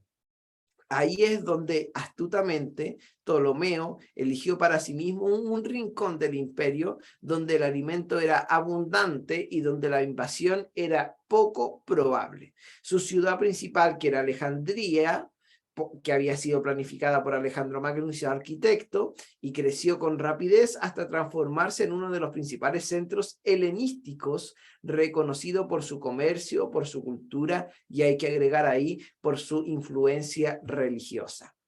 Hubieron dos Ptolomeos. El primer Ptolomeo, que es Sótero, fundó la gran biblioteca de dicha ciudad que perduró durante 1000 años. Imagínense, 1000 años una biblioteca. Esta fue sin duda ampliada por Ptolomeo Filadelfo, que vendría siendo el segundo Ptolomeo. Hasta este entonces había existido poco contacto entre los griegos y los judíos, en parte porque los judíos no eran un pueblo marinero y tampoco por la indiferencia hacia sus vecinos porque los trataban de incircuncisos, de herejes. No había una relación porque recuerden que el pueblo judío siempre ha creído ser el pueblo escogido, el pueblo exclusivo y el pueblo de alguna otra manera que cayó también en el elitismo y también cayó en creerse superiores a las otras naciones y a las otras razas, lo que hoy día podríamos decir que de alguna otra manera Judá e Israel fue y vino siendo un pueblo clasista y racista. Ahora los judíos en grandes cantidades se mudaron a Egipto, donde adquirieron conocimiento del idioma griego. Ojo con este detalle, ahí adquirieron conocimiento del idioma griego, por eso hablaban en griego, y cierto aprecio también por la literatura griego.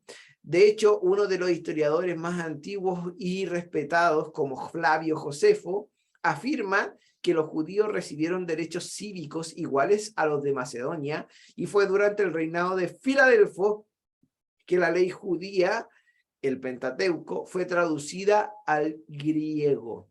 Cosa interesante e importante. Los otros libros del Antiguo Testamento fueron traducidos posteriormente, y en este periodo Palestina experimentó un proceso de helenización pacífica. Los griegos comenzaron desde ya a influenciar también en Palestina, siendo expuesta a la atracción del estilo de vida griega, su lengua y arte y la alegría de sus festivales y de sus juegos. La gente frecuentaba los anfiteatros y los baños públicos porque esa era la manera que ellos tenían para poder relacionarse. En tanto no hubiesen intentos de interferir con el culto de la nación como tal. En consecuencia a todo esto que pasó, porque operaron sin oposición violenta, sacudieron al judaísmo palestino hasta sus cimientos porque cambiaron la forma de relacionarse. Y acá nace el periodo sirio que aparece en el año 198 al 167 a.C., en donde los esfuerzos de los sirios por socavar el control egipcio sobre este territorio finalmente tuvieron éxito, y esto aparece en la batalla de Paneas en el año 198, en donde aparece alguien que a lo mejor ustedes han escuchado en cuanto a historia, Antíoco el Grande, quien derrotó a Escopas y a su ejército. Poco después, Antíoco mismo experimentó la derrota a manos de los romanos y fue obligado a pagar tributo. Nos enteramos de una intentona hecha durante el reinado de su sucesor de saquear la tesorería del templo de Jerusalén para poder mitigar la zozobra fiscal, una crisis en las relaciones sirias y judías que tuvo lugar durante el régimen de Antíoco Epífanes, que tenía la ambición de gobernar sobre un estado fuerte, totalmente helenizado, llegando aún a regular la vida religiosa del pueblo. Una de las formas estratégicas que hasta el día de hoy se ocupa para gobernar o influenciar a una ciudad, a una nación, a un pueblo, etnia o a una sociedad es a través de la ideología o de la religión. Es por eso que las ideologías y las religiones tienen efecto en medio de pensamientos políticos, porque la política sabe que a través de las religiones pueden influenciar positiva o negativamente al pueblo dependiendo de sus intereses. Y no estoy hablando de alguna postura en especial, estoy hablando de todas las posturas. Todas las posturas siempre han buscado beneficiarse de las personas a través de las ideologías y de las religiones. Por ejemplo, pensemos hoy en día, hay posturas políticas que a través de las ideologías están tratando de influenciar a niños, niñas, adolescentes y jóvenes. Pero también veamos religiones que también están tratando de hacer lo mismo, en donde nosotros tenemos que tener cierto cuidado y cierto ojo. También lo vamos a hablar en este curso más adelante. La situación llegó a una crisis cuando Antíoco estaba en Egipto. ¿Por qué? Porque dos personajes locales contendían por el sacerdocio supremo de Jerusalén. Y esto desató una violencia entre todos los seguidores que tenían en la ciudad. Cuando se enteró Antíoco de esto, regresó apresuradamente a sus dominios bajo la impresión de que Judea se había sublevado contra él y ordenó a sus soldados que atagasen al populacho con la consecuente gran pérdida de vidas. Poco después de esto, cuando se encontraba una vez más en Egipto, siendo frenado ya en sus ambiciones allí por los romanos, regresó por Palestina de mal talante y decidió llevar a los judíos a la helenización total por decreto real. La práctica del judaísmo fue abolida. Aquellos que se resistieron fueron matados o esclavizados. Elementos distintivos como la observancia del sábado, la circuncisión y la adoración en el templo fueron proscritas. Las escrituras fueron destruidas. Ojo con este detalle. Acá ya tenemos un conflicto. Las escrituras que se habían guardado y preservado, aún y cuando habían sido capturados por los babilónicos, fueron destruidas. Es por eso que nosotros no tenemos acceso, por ejemplo, a las escrituras antiguas del Antiguo Testamento, porque en esta época fueron destruidas. Finalmente, en diciembre del año 168, Antíoco confiscó las copas sagradas y la tesorería del templo y edificó sobre el altar de bronce un altar para sacrificios paganos, ofreciendo cerdos sobre el mismo como un insulto deliberado contra los judíos. Y acá aparece el periodo macabeo entre el año 167, me da por decirles mil y tanto, 167 hasta el 63, porque ellos fueron los que provocaron una revuelta, porque se preguntarán ustedes, ¿quiénes son los macabeos? Los macabeos son los que provocaron una revuelta y ayudaron en la lucha guerrillera contra las autoridades en el pueblo de Israel. Al principio, los judíos leales se encontraron en penosa desventaja debido a que sus enemigos obviamente eran bastantes y entonces tenían conflictos porque al confrontarse con ellos de manera militar, obviamente se veían sobrepasados, se veían demasiado sobrepasados y tenían que combatir, pero lo hacían para poder defender su contenido y su religión y su tierra. Matatías y sus hijos animaron a todos los seguidores a responder a la fuerza con la fuerza. O sea, si nos vienen a pelear y nos vienen a matar, nosotros también peleamos y también matamos en el nombre de Jehová. Muchas veces en toda la historia, mis queridos y queridas pastores y pastoras, se ocupó el nombre de Jehová y de Jesús para matar gente. Y no porque Jehová y Jesús lo hayan ordenado, sino porque los que fueron sus seguidores lo ocuparon deliberadamente. Por eso es que hay que tener mucho cuidado cuando ocupamos el nombre de Dios en vano.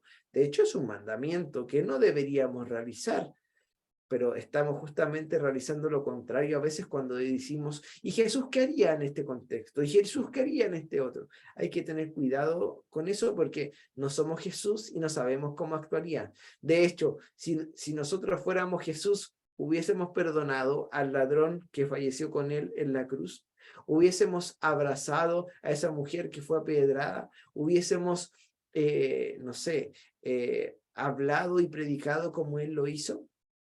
Es muy complicado eso.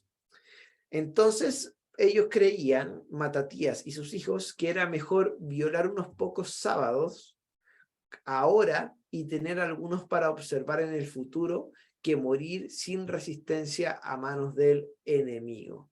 Y acá Matatías fue pronto reclamado por la muerte, pero su hijo Judas Macabeo, que se conocía por ser el martillador, Macabeo justamente, y ahí viene el nombre de este grupo, asumió el mando y demostró ser excelente líder, hábil y osado. Gradualmente los judíos se hicieron lo suficientemente fuertes como para pasar de la lucha guerrillera a la lucha campal con fuerzas de buen tamaño y pudieron tomar el control de Jerusalén, con excepción obviamente de la ciudad de la que estaba bajo el control de una guarnición siria. El santuario fue purificado y reedificado también y rededicado también en un evento conmemorado aún en la época del Nuevo Testamento. Y acá comenzaron las rivalidades en Siria que debilitaron el esfuerzo contra los judíos, de modo que el general Lisias consideró expediente conceder libertad religiosa y retirar sus fuerzas en vez de tener que hacer guerras en dos fuertes. Esta era la meta por la cual habían luchado los Hasidim, que eran los maestros, ¿no? No vieron sentido en continuar la lucha estando dispuestos a aceptar la dominación política siempre y cuando pudiesen mantener las costumbres del judaísmo como sus padres los habían hecho. Pero los líderes macabeos tenían aspiraciones de independencia total, así que la lucha continuó sin las ayudas de estos Hasidim. Judas, apeló a Roma por ayuda y se concluyó un pacto obligando a cada parte a ayuda mutua en tiempos de guerra, pero redactado de modo tan elástico que Roma no quedaba comprometida en este conflicto. No obstante, los romanos expidieron y ordenaron a Siria de dejar a Judea tranquila, pero la comunicación llegó demasiado tarde para salvar a Judas y a muchos judíos que murieron en ese lugar. Todo esto ocasionó que los sirios de alguna u otra manera se dieron cuenta que no podían seguir adelante porque además los romanos amenazaron a Siria.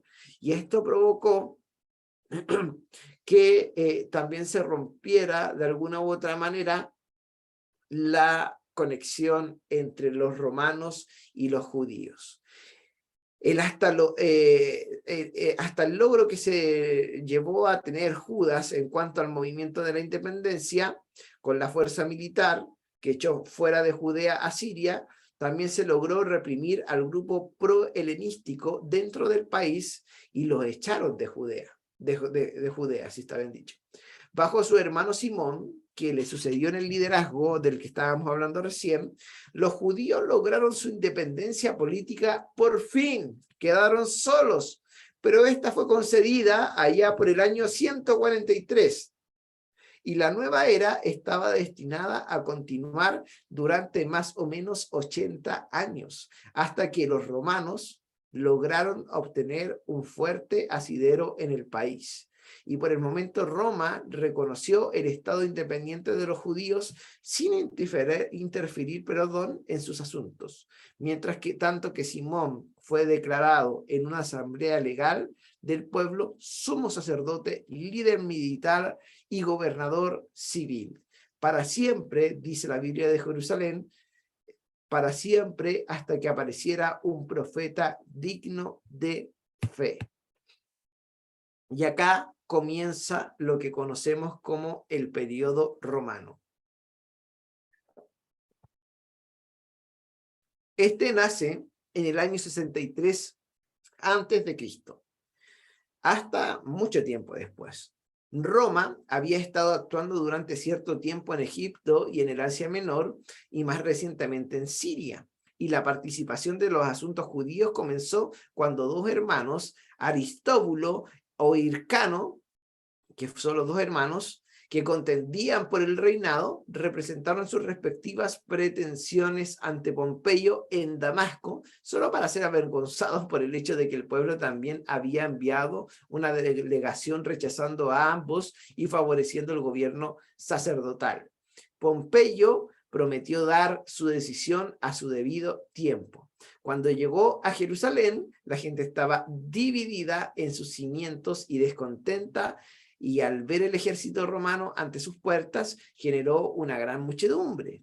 Y al encontrar resistencia a la entrada al templo por parte de la facción de Aristóbulo, Pompeyo lo que hizo fue tomarla por la fuerza.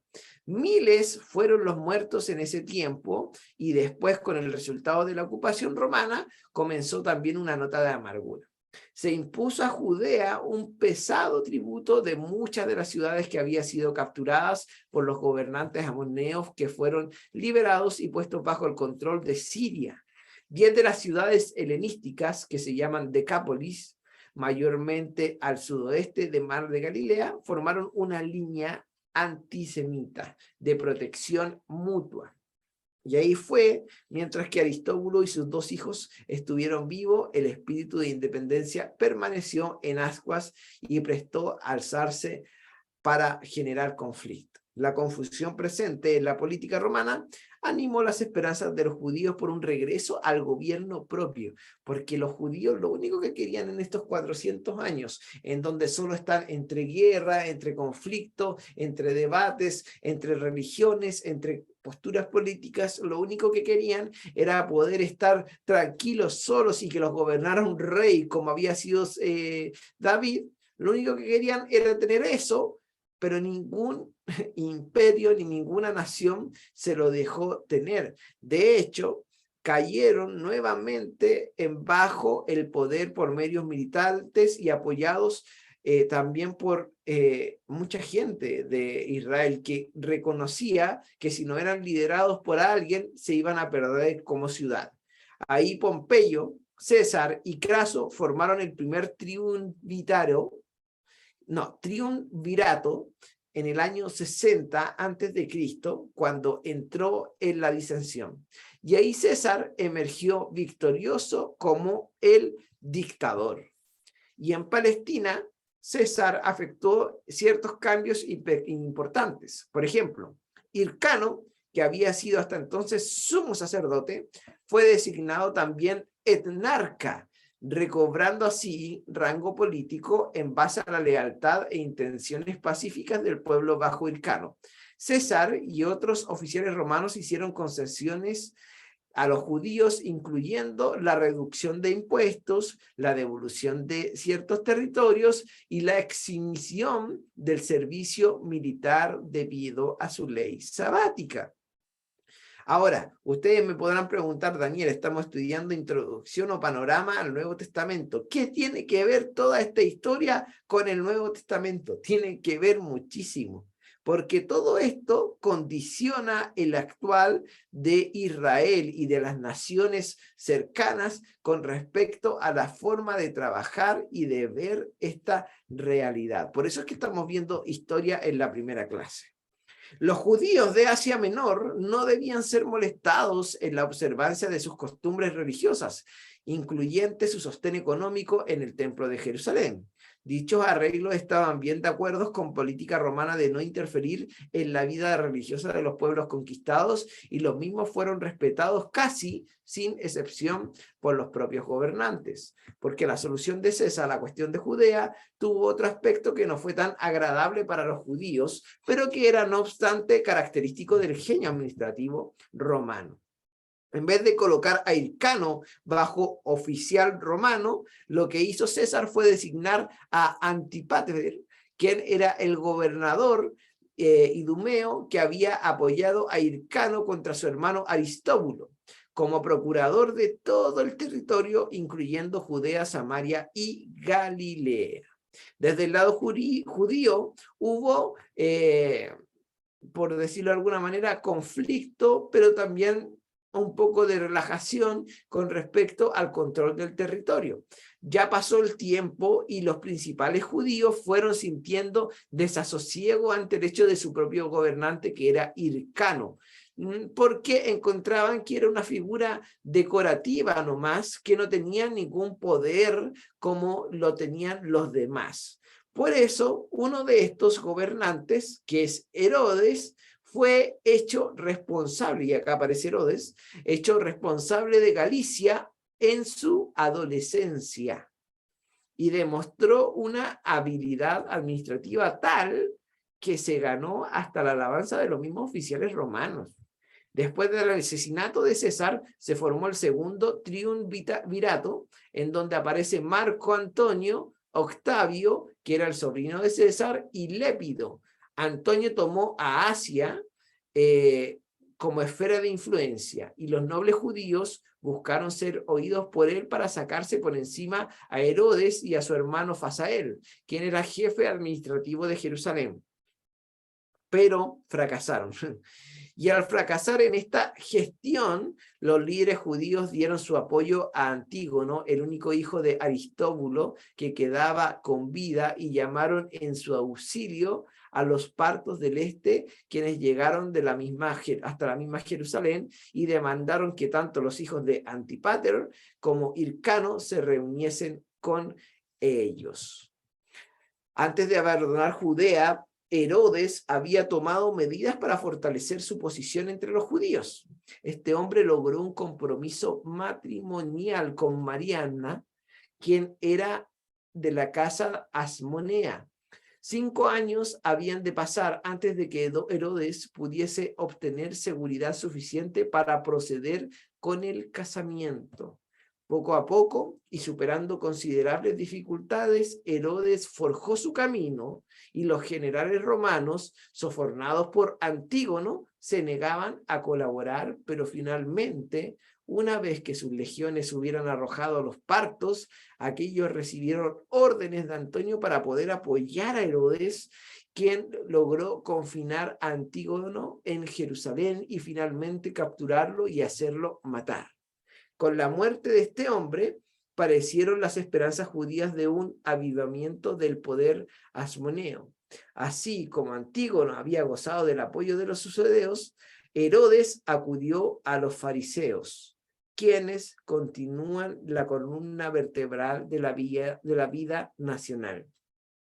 Esto generó que Herodes tomara control y tomara poder, y en lo personal, Herodes pudiera fortalecer una relación con estos hombres.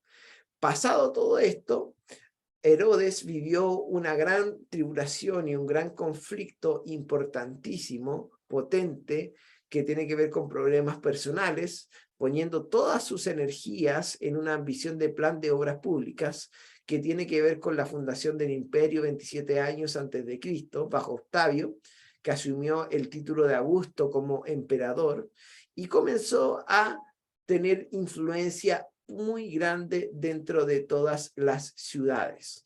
En ese tiempo, Herodes comenzó a trabajar de la mano de su nuevo emperador, Augusto, y comenzó a fortalecer Jerusalén como otras ciudades para poder prepararlas y hacer las ciudades atractivas al turismo, por decirlo de alguna manera.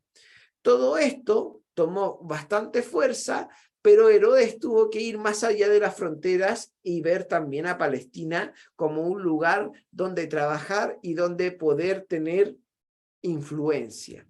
Esto generó que Herodes comenzara a crecer en ambición, no solo política, no solo económica, sino que también en la lujuria y en el ámbito sexual.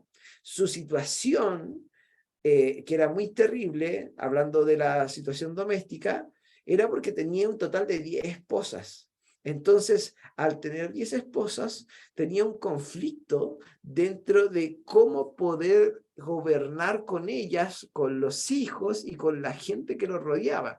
En ese sentido, cuando todo esto pasó, perdió el favor de Augusto durante cierto tiempo y fue perdiendo cada vez más el apoyo de los fariseos porque veían cómo era un mal administrador de su casa. Sus enemigos presintieron que su fuerza iba menguando y se hicieron mucho más osados en su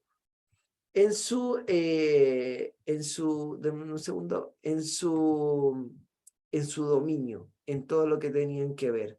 Entonces lo que hizo este hombre para tomar fuerza fue tratar de sobornar a los hebreos y a los judíos. Entonces eso lo logró gobernar a los judíos, los sobornó sobre todo a los fariseos, dándoles la autoridad para que ellos pudieran gobernar, y en ese momento es justo cuando Herodes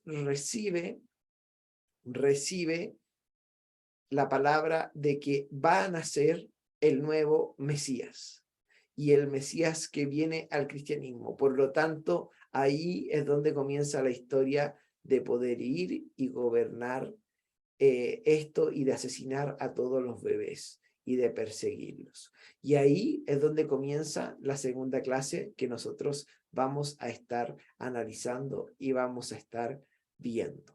Lo que el día de hoy pudimos observar y pudimos ver tiene que ver 100% con historia, pura historia.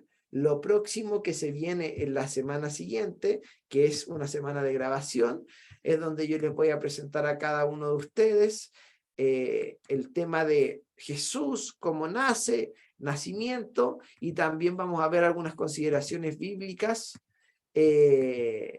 históricas y teológicas con respecto a las instituciones judías, la sinagoga, el Sanedrín, los fariseos, los elementos del culto, entre otras cosas más, para que vayamos tomando fuerza a lo que es el Nuevo Testamento. Por supuesto, querido Pastor Rodrigo, ahora terminando la clase, lo que hacemos es reenviar o volver a enviar o enviar la clase a través del grupo de WhatsApp, tanto como grabación y como presentación, para que ustedes la puedan tener y la puedan revisar las veces que ustedes estimen conveniente. Cosas importantes que pasaron anteriormente a que comenzara el nuevo pacto.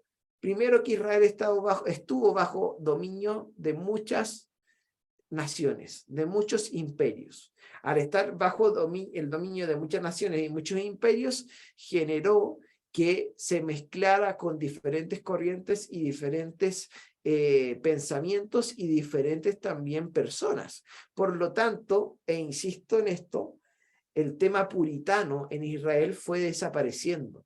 Ya no existía la gente israelí pura, la gente judía pura, porque de alguna u otra manera se fueron mezclando.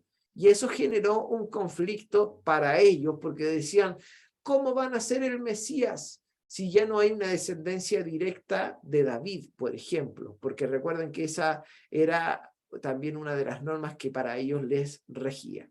Rodrigo. Solo tengo una duda, siempre la he tenido, y ahora que salió mientras usted exponía, poder entender en qué momento la tierra de Israel tomó el nombre de Palestina. ¿En qué momento, perdón? Se me cortó a mí. Sí. ¿En qué momento la tierra de Israel tomó el nombre de Palestina? Se le llamaba Palestina, digamos. Sí, fue justamente después del tema babilónico. Fue justamente después del periodo de poder separarse, porque hubieron personas que decidieron volver a la tierra de sus padres para volver a reconstruir el templo, volver a establecer la palabra, la ley mosaica, etcétera, y poder presentarlo de alguna u otra manera. Y ahí hubieron israelíes que quisieron irse a otro lugar cercano también, pero para no establecer lo que ellos creían, sino marcar la diferencia. Y obviamente hubo una diferencia entre el gobierno del norte y el gobierno del sur, que podríamos decir Jerusalén y Judá. Y ahí es donde se toma Palestina. Y ahí es justamente donde aparecen también los otros hermanos perdidos, por decirlo de alguna otra manera, descendientes de Ismael, a poder fortalecer esta idea de que la tierra también le pertenecía a ellos. Y ahí comienza toda esta guerra y conflicto entre los árabes y los israelíes, que en realidad también son todos orientales. Pastor Andrés. Mi consulta es, aparte del fariseísmo, ¿alguna otra religión que influyó en ese periodo se va a comentar en algún momento? Sí, por supuesto. O sea, vamos a hablar del gnosticismo, por ejemplo, otra corriente herética, o del arrianismo, otra corriente herética que también se habló y se mencionó en ese entonces. Vamos a hablar incluso también del judaísmo, cómo quiso influenciar dentro del cristianismo más adelante. Así que son varias de las corrientes que vamos a estar viendo y analizando. De hecho, Pablo escribe a las iglesias de Galacia diciéndole, tengan cuidado con los que están hablando y mencionando el otro evangelio. Y ahí vamos a analizar cuál es el otro evangelio que los cristianos estaban adoptando y que, a sorpresa quizás de algunos, porque cuando yo lo entendí fue a sorpresa mía, el día de hoy sigue ocurriendo tal cual. ¿Alguna otra pregunta? ¿Consulta, duda, comentario? El día de hoy, como les dije, era solo historia y todo esto nos ayuda a contextualizarnos. Ya la próxima clase vamos a ver en profundidad también el tema judío, cómo se fue elaborando y también cómo fue viendo el crecimiento de Jesús, para después comenzar a analizar el panorama más completo del Nuevo Testamento. Recordemos que este es un panorama del Nuevo Testamento por completo, por lo tanto tenemos que ver el principio, y para ver el principio hay que ver el antes, y para ver el final vamos a tener que ver varias cosas.